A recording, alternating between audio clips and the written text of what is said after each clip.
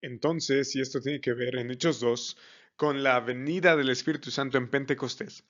Y entonces los apóstoles, junto con Pedro, comenzaron a profetizar, a alabar a Dios en diferentes lenguas, y la gente los escuchaba.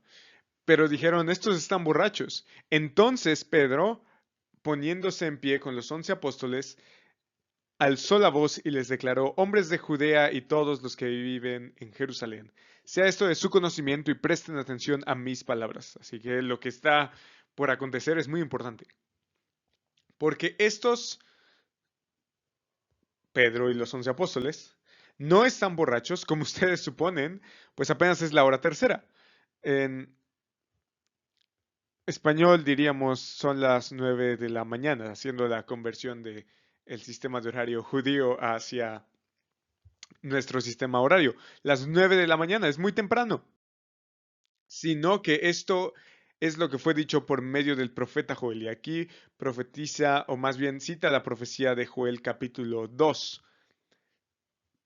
Y sucederá que en los últimos días, ahora, esto que está aconteciendo, la venida del Espíritu Santo, lo que están escuchando las personas ahí en Judea, en Jerusalén, eso dice que es parte de los últimos días que profetizaba Joel.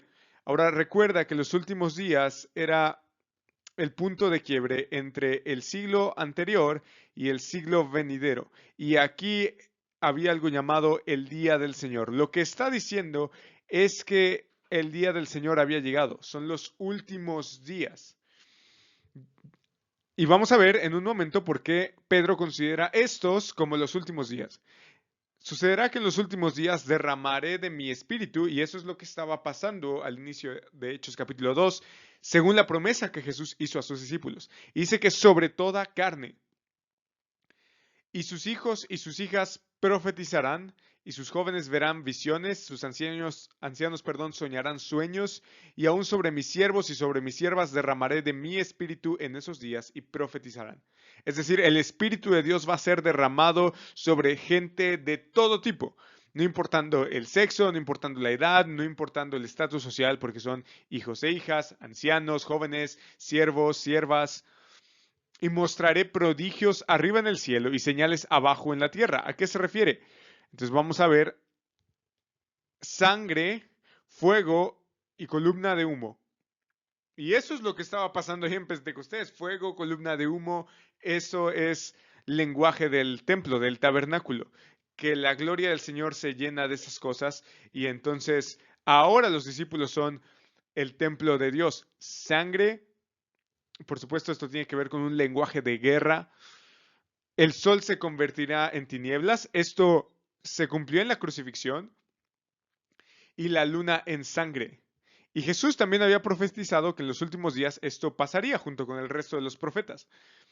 Pero entonces estos últimos días han llegado, dice Pedro, porque si esta profecía de Joel se está cumpliendo en los últimos días, quiere decir que debido al derramamiento del Espíritu Santo que estaba viviendo Pedro y los demás apóstoles, entonces los últimos días habían llegado.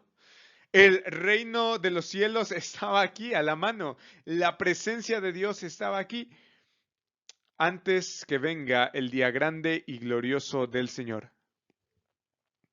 Ahora, esto puede ser un adelanto, por supuesto, de los últimos días en un sentido escatológico antes del día grande y glorioso del Señor, donde finalmente Jesucristo venga, así es como en el Nuevo Testamento se nos dice. Pero por otro lado, el día del Señor en los profetas del Antiguo Testamento era señal de que Dios iba a intervenir para dar justicia y paz a su pueblo. En algún sentido, dice Pedro, los últimos días ya están aquí. Nosotros comúnmente decimos que los últimos días han sido inaugurados, pero que un día serán consumados.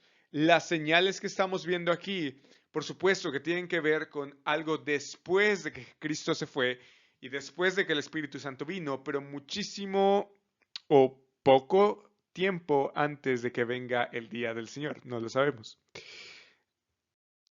Después de decir en el capítulo 2, versículo 21, que me lo salté por accidente, que todo el que invoque el nombre del Señor será salvo. Dice, hombres de Israel, escuchen estas palabras. Jesús el Nazareno, varón confirmado por Dios, entre ustedes con milagros, prodigios y señales que Dios hizo en medio de ustedes a través de él, ¿quién? De Jesús el Nazareno. Tal como ustedes mismos saben, Pedro está apelando al conocimiento de los que estaban escuchando.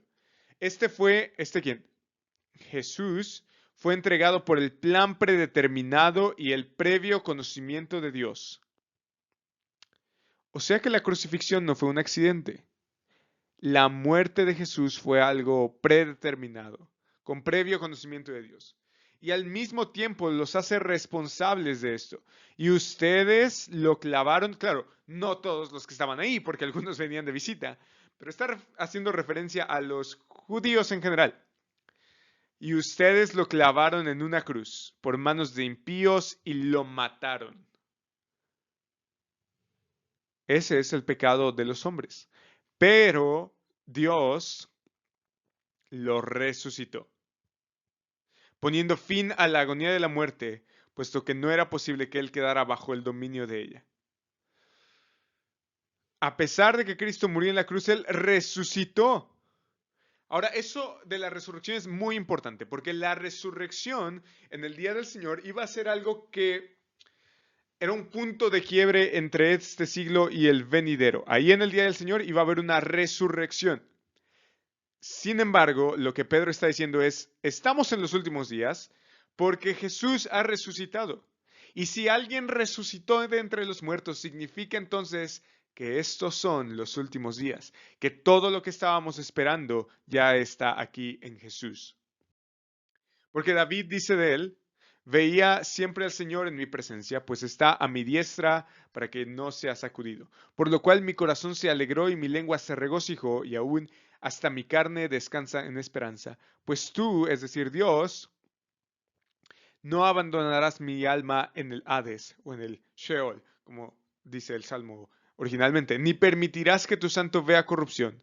Me has hecho conocer los caminos de la vida y me llenarás de gozo con tu presencia. El Hades era, por cierto, la región de los muertos. Entonces la idea es que él no va a abandonar el alma de David, o quizás es alguien más. Hermanos, del patriarca David les puedo decir con franqueza que murió y fue sepultado. Y su sepulcro está entre nosotros hasta el día de hoy. Pero siendo profeta y sabiendo que Dios le había jurado sentar a uno de sus descendientes en su trono, eso lo puedes ver en 2 de Samuel capítulo 7, miró hacia el futuro, es decir, David no estaba hablando de él mismo. Dice que habló de la resurrección del Mesías, que ni fue abandonado en el Hades, ni su sangre sufrió corrupción. A este Jesús, él es el Mesías, resucitó Dios, del cual todos nosotros, los que estamos hablando, somos testigos. Nadie nos lo puede venir a contar.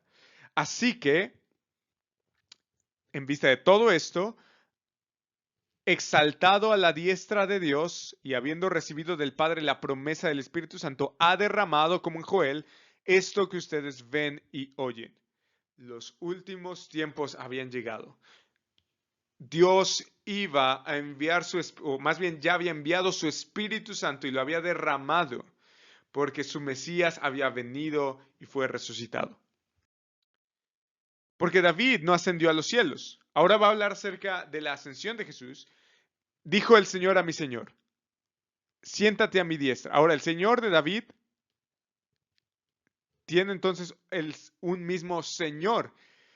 Es decir, está el Señor de David y está David. Así que hay tres personas individuales. David está hablando no de sí mismo. Dijo el Señor a mi Señor, siéntate a mi diestra en un lugar de poder, de majestad, hasta que ponga a tus enemigos por estrado de tus pies.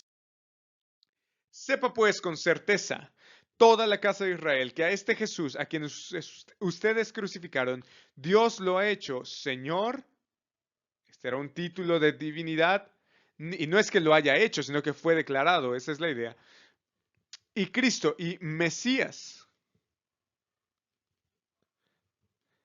Aquel rey y sacerdote y profeta que estaban esperando la casa de Israel ahora había venido en la persona de Jesús. Claro, los judíos habían sido responsables de crucificarlo, pero esto con el conocimiento previsto de Dios, según el plan de Dios, y dice que ahora está a la diestra y Él es Señor y Mesías sobre todo. Al oír esto, conmovidos profundamente, claro, primero por su pecado, porque habían matado al Señor de Gloria, pero en segundo lugar porque ese Señor de Gloria resucitó de entre los muertos, se sentó a la diestra de la majestad en las alturas y reina sobre toda su creación. Así que por supuesto que estas verdades conmueven profundamente. Ese es el mensaje del Evangelio, que Jesús vino, el profetizado en las Escrituras, que murió en una cruz por nuestros pecados, que resucitó al tercer día de entre los muertos, que ascendió a los cielos y que ahora está sentado a la diestra de Dios, que Él ha derramado su Espíritu sobre todos aquellos que crean en Él y que un día vendrá para establecer justicia, juicio, paz y equidad. Ese es el mensaje. Así que conmovidos profundamente por este mensaje, dijeron a Pedro y a los demás apóstoles, hermanos, ¿qué haremos? Entonces Pedro les dijo, arrepiéntanse, ese es el primer componente, un cambio de dirección, no solamente de mente, de dirección, de decisión, de voluntad, de afectos, de pensamientos. Arrepiéntanse de sus pecados, esa es la idea, y sean bautizados. Ser bautizado, ojo que no dice bautízate, sino sean bautizados, tiene que ver con una confirmación de la fe. En el Nuevo Testamento, bautizarse es prácticamente lo mismo a tener fe salvífica. Ahora, recuerda a quién está diciendo esto. Lo está diciendo a judíos. El bautismo tiene que ver con una aceptación de que no somos el pueblo de Dios, o más bien en un sentido de que como el pueblo de Dios hemos rompido el pacto, hemos roto, perdón, el pacto. Lo hemos quebrantado. Así que nosotros nos bautizamos como señal de que ahora tenemos fe salvífica en esta verdad que confesamos y por la cual la comunidad nos está bautizando.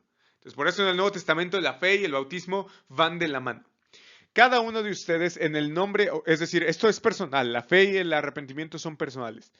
Cada uno de ustedes en el nombre de Jesucristo para perdón de sus pecados y recibirán el don del Espíritu. Entonces, el arrepentimiento, hay arrepentimiento, entonces hay perdón de pecados. Hay una fe confirmada por medio del bautismo, entonces esa fe, por esa fe viene el don del Espíritu Santo. Y no es que haya un don del Espíritu Santo en el sentido de don espiritual como en 1 Corintios, sino que más bien tiene que ver con el don es el Espíritu Santo. Esa es la idea que se quiere transmitir.